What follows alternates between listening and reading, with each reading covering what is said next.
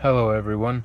Today I'm going to tell you how to permanently fix your roof leaks, both here and there.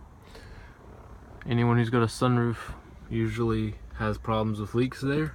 Even if you haven't had leaks there yet, you are going to want to follow these steps. You've heard of the draining the tubes behind the A-pillars, but this does not have anything to do with that.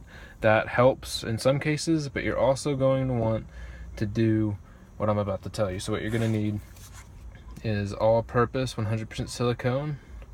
See all that? 100% waterproof, never cracks, shrinks, breaks down, washes away. It's weatherproof, sunproof, freeze-proof, flexible, lifetime guarantee from GE. I use clear. You can use whatever color you want as long as it's got all of these attributes, whatever you'd call it. Anyway, this is what you need. Use a caulk gun or whatever to get it out. But what you're going to want to do is pop down this little bit here. See, it connects by this clicky Velcro stuff. It just clicks right back like that. But anyway, you're going to want to pull that down so that you can access. If we come up here, let me come out of the sunroof here. Okay. So if we come up here, what you'll see is this little thing that pops up. If you follow that right down here, you see, where's it at? You see, I can't see through the screen. Okay, where's it at? Here we go. This little line here, you're gonna want to,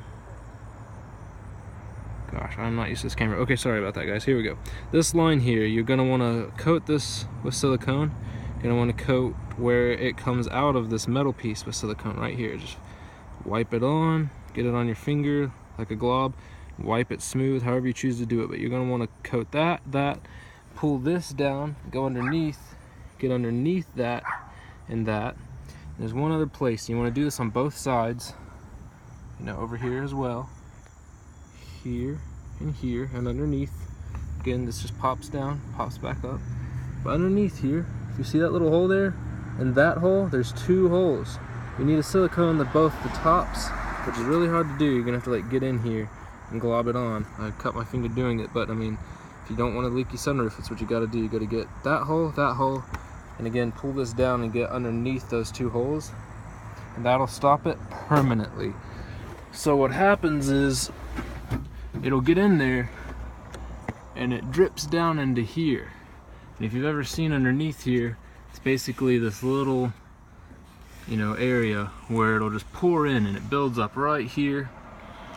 And when you hit the brakes or do a curve that moves the water, the puddle of water will just flood into this little cavity here.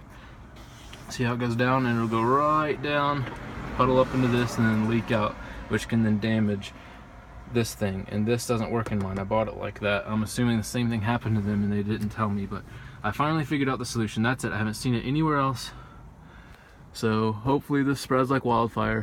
It also can get into here by going down the same, you know, same path, building up and then sort of traveling again. This sort of just works its way into this area and then just pours out of here. I've only had that happen once. I had this happen probably 3 or 4 times. Haven't had a problem since. So you just want to let that dry for as long as this says to do it, which I think is 12 hours at least before you open that sunroof. But I'd give it 24 hours and then you're good to use it. You know, it works perfectly fine.